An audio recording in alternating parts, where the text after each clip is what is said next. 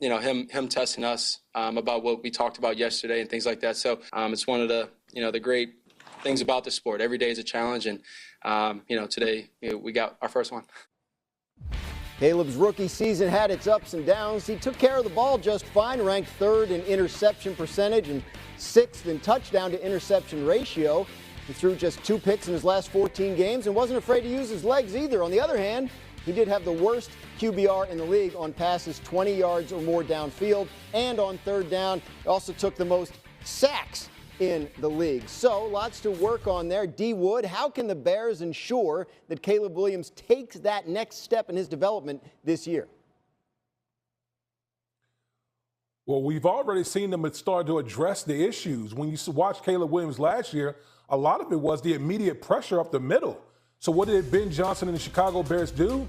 They literally remade the interior of the offensive line, trade for Joe Thuney, obviously, from the Kansas City Chiefs, Drew Dowman coming over from the Atlanta Falcons, Jonah Jackson, who they brought in from the Los Angeles Rams. So you seeing the formula for what Ben Johnson wants to do, especially coming from the Detroit Lions. He wants to fortify that offensive line and give his young quarterback the comfort to go out there and play from within the pocket and play within structure.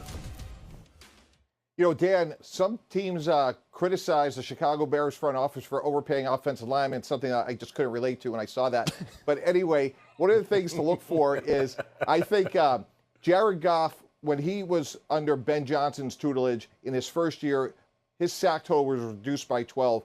Look for something very similar with Caleb Williams. I think they've done a great job addressing the offensive line, but in all seriousness, I think the way they call the game, and we're looking at DeAndre Swift here, look for this Bear offense, guys, to be balanced.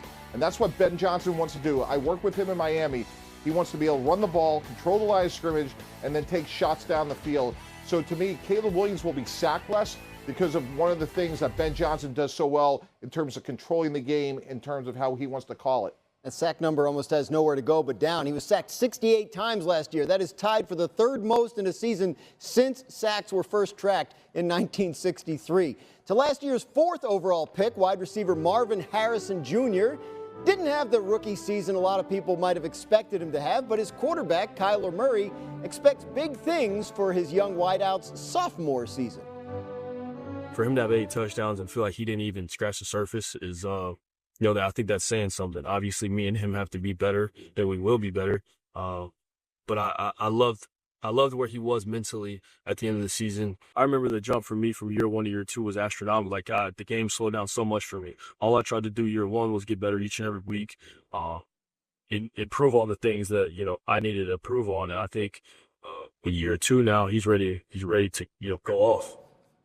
Marvin Harrison Jr. was definitely Kyler's go-to guy last year. His QBR was 14 points higher when targeting Harrison compared to all others, and 8 of his 21 touchdowns were thrown to him. Kyler's off-target percentage when throwing to Harrison was more than when compared to his other receivers, but his average air yards 13.3 on those passes. So, Mina, not the season I think a lot of people expected from Marvin Harrison Jr. right out of the gate, but you see the potential. What went wrong last season that you want to see fixed in year 2? Just consistency, Dan.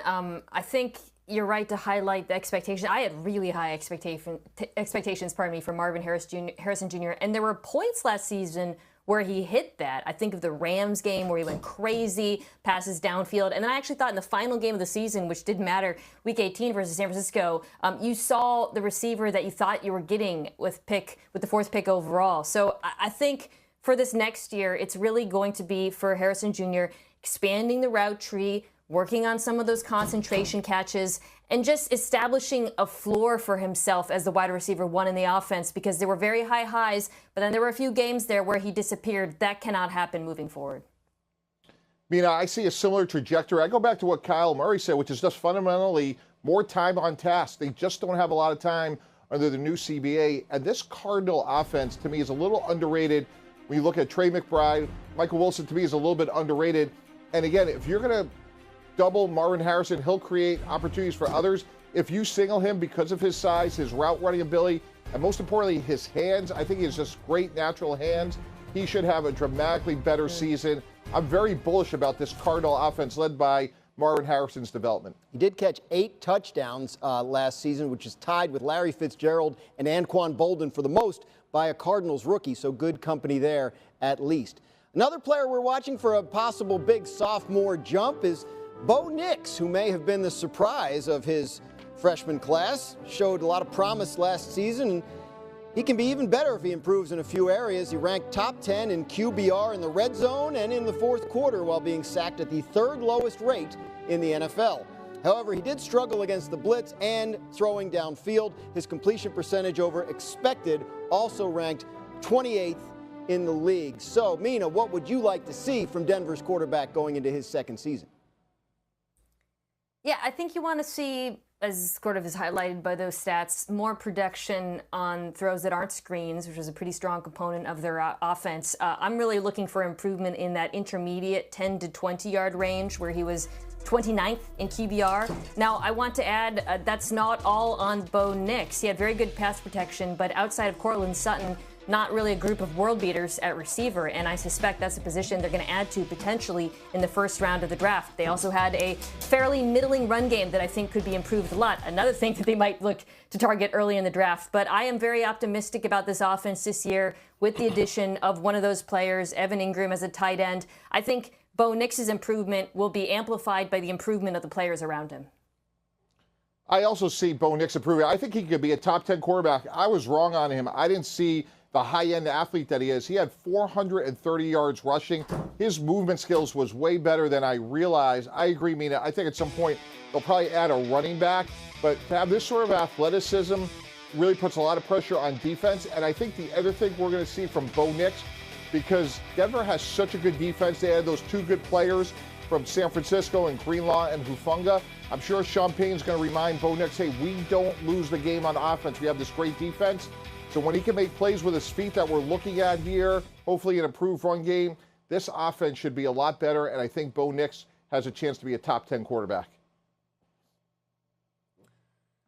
Yeah, I'm really excited about Bo Nix. I love the way Bo Nix plays, and obviously Mina pointed out, I think, being more accurate down the field, creating those explosive plays will give a different element to this Denver offense. But I think the real key, I think the Denver Broncos going to add another running back early in this draft. Because I think they, first and foremost, they want to establish a line of scrimmage.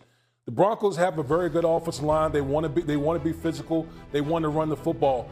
And with running the football, the play action game, the intermediate area of the game is going to open up even more. So I think by adding a running back, a dynamic running back to this offense, will enhance Bo Nix even more in the intermediate and deep part of the passing game. There's no doubt about that. But Mike T, one thing you said was interesting to me about the defense. They've made a lot of moves on defense this year. In your experience, if you're bringing along a young quarterback, how does improving the defense specifically affect that quarterback's improvement? Dan, Sean Payton's a Bill Parcells disciple, somebody I worked for a while, and he's just going to tell him, hey, we are not losing the game on offense. We have a great defense. Throw it to the open receiver, check the ball down. If it's not there, we're going to punt. You look at this front seven, you had Dre Greenlaw, a player that the 49ers did not want to lose, with some other young pressure players like Nick Bonito, Jonathan Cooper, a really talented secondary. This should be a top 5 defense. And just the way Sean Payton calls the game, manages the quarterback position, this team is